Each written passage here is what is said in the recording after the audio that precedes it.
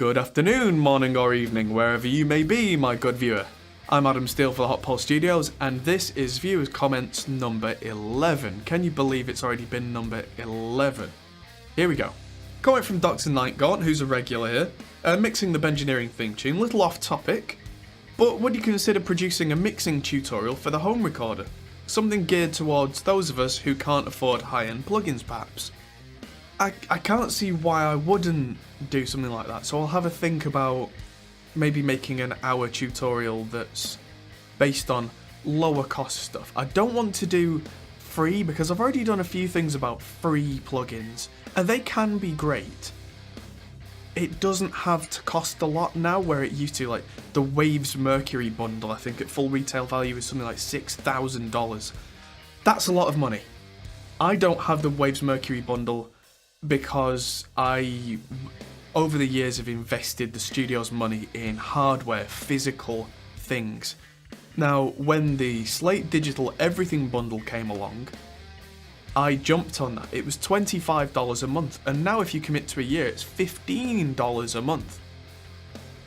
If you're at home want it to be a fairly serious recording, mixer, mastering engineer, recording artist of your own stuff, I will not shut up about the Slate Digital Everything bundle, because for $15 a month, that's less than most people's phone contracts.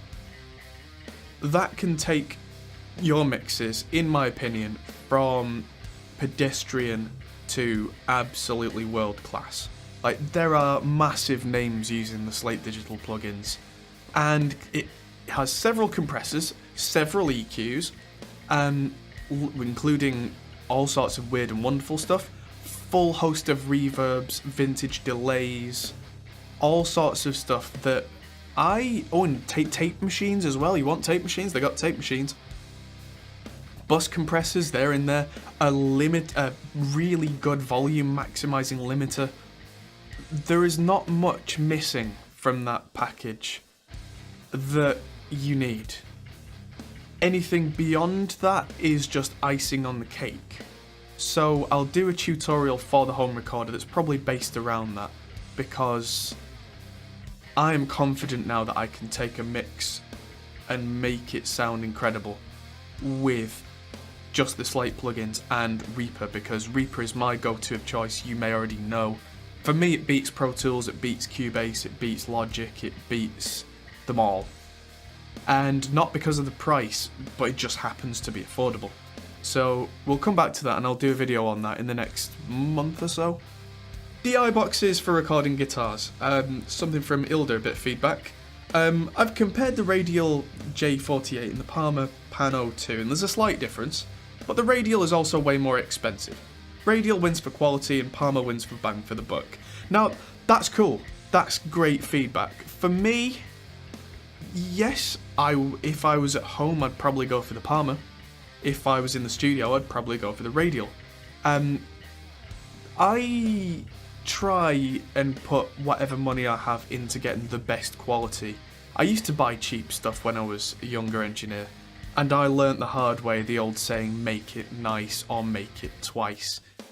So, if you have the playing skills and the recording intent to get something serious made, in my opinion, you should get the best equipment you can afford to match that, because then you will find that your productions are better and that you are happier with the results because you get things that are easier to work with. The Radial stuff is expensive. I generally find that, especially for live stuff, it's worth it because they're built like tanks, and for live production especially, or in a studio that gets regular use, you need things to be bulletproof, because like a DI box, a drummer won't be looking and he'll stand on it, or he'll kick it, or a guitarist will be walking around and he'll catch it with his foot, it'll go flying. If it's a Radial, it'll probably just bounce off and it'll be the wall that gets damaged. I mean, that's a different story, we don't want that. But the point is, you're not buying new gear because it's been used a bit. Like, I find on cheap DI boxes, even if they sound half decent, you plug and unplug and plug and unplug the cables in over a couple of years, the jack sockets and the XLR sockets come loose. everything inside starts to rattle. Things eventually break. With the expensive stuff, 10 years, 20 years down the line, it's as if it was new. If you are serious about audio production, I really implore you to buy the things that will last as well as being good, because when things last, you don't buy them twice, so you save the money in the long term. On the 412, 212, 112 video from David Sheila, the sound was brighter as the cabs got smaller, which I generally agree. It was well done, thank you very much. I wish you would have added a room mic to allow comparison between how the cabs sounded from a few feet back as well. Yeah, on reflection, I think I'll be doing more of that kind of thing. Some of the videos that you'll have seen from me recently now start to include room mics and then comparisons of a close mic and a room mic together. Although I generally put them at the end of the video so that people don't get bored just looking for the simpler comparisons. But the information is now there for those who want it. It's something that I wasn't really thinking about at the time, but now the channel's grown and I'm getting a lot of feedback. I've had this kind of feedback a lot. Some people are more polite about it, some people are more rude about it. Please don't be rude about it. If there's something you'd like to see on the channel, ask, say, by all means, I'll take it into consideration. But if you're just rude, not on this channel. This is supposed to be a good place for people to discuss and talk about differences and changes and what, a whole positive attitude is what we want here on this channel. We've got several questions on the Toto 7-string bass cover video that we did. One is, in the last part, you looked like you'd ran a marathon and the coffee was the only thing stopping collapsing from exhaustion. Well, as usual, I'm not a coffee addict as such. I do love my coffee. It just, on the 2 days that I filmed the Africa video, the heating in the studio wasn't working. It's now been fixed, don't worry about it. But I was absolutely freezing my backside off. So at the end of a set of takes, I'd do everything I could to try and get a bit warmer, like get a cup of coffee, which is why when I'm doing the thanks at the end and I'm pretty frozen through, coffee. It did, however, give me a good reason to get on with the recording. It's quite difficult to make a rod for your own back and, really make yourself do these kind of things. But when it's absolutely freezing, so you're like, right, I've got to go, it makes you more productive. And a question from Benjamin Howarth, are you pitch shifting for the high notes? No, I'm not.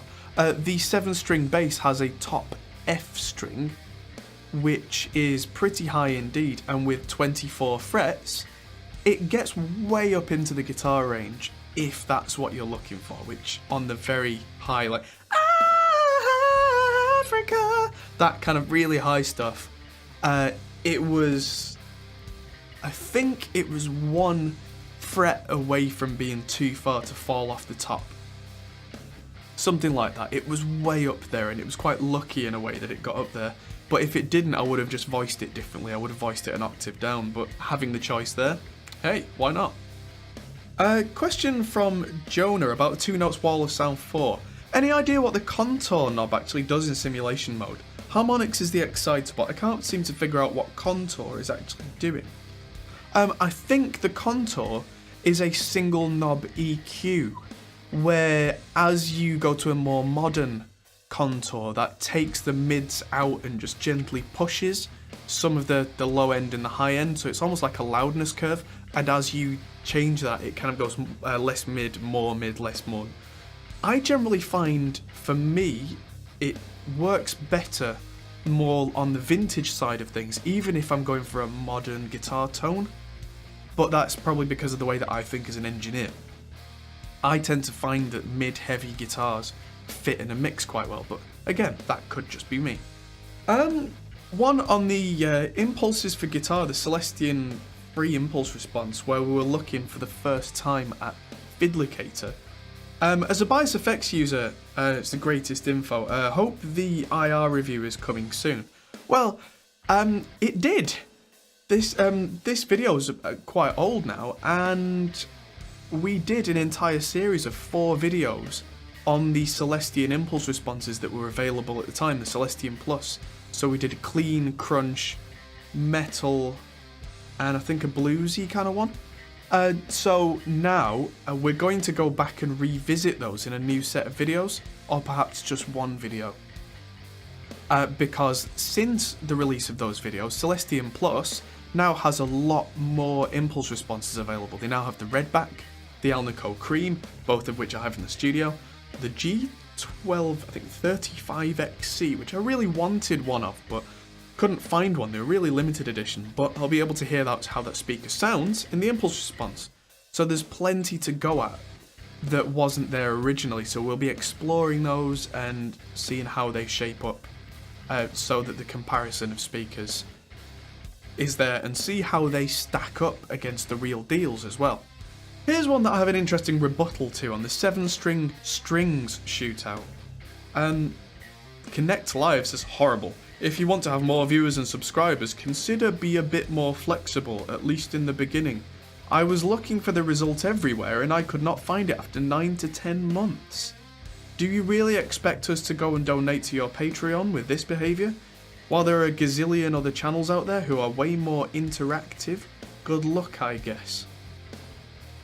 This one strikes me as a bit odd because unless something's gone seriously wrong, the result to this video, which is the part 2, was released to the public a week after the first part. So if he's been looking for that and can't find it after 9 to 10 months, I'd better do some digging because the results are out there. They've been out there for a long time.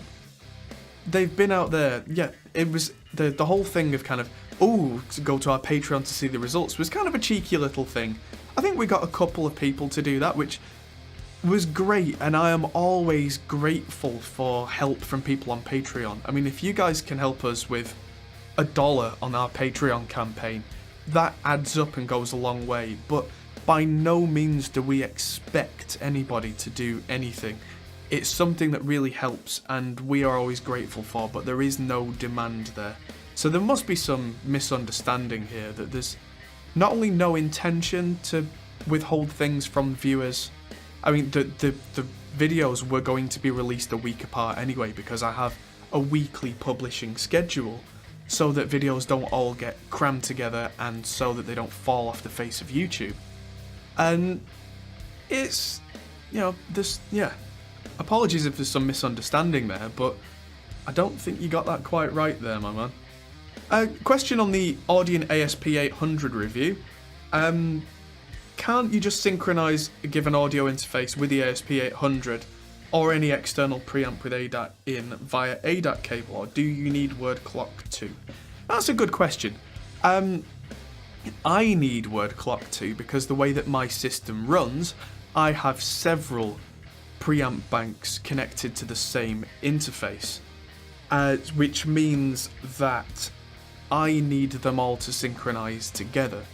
Now, if you've got one preamp bank and one interface, what you can do is you can just use an ADAT cable from the preamp bank to the interface, as long as you then set your sample rate on the ASP800 and you tell the preamp in its setting, not the interface, sorry, in its settings, to synchronize to the preamp, to the ASP800, because that way the digital clock gets sent from the ASP800 to the interface, everything stays in synchronization. For a more complicated setup than that, word clock I feel is necessary.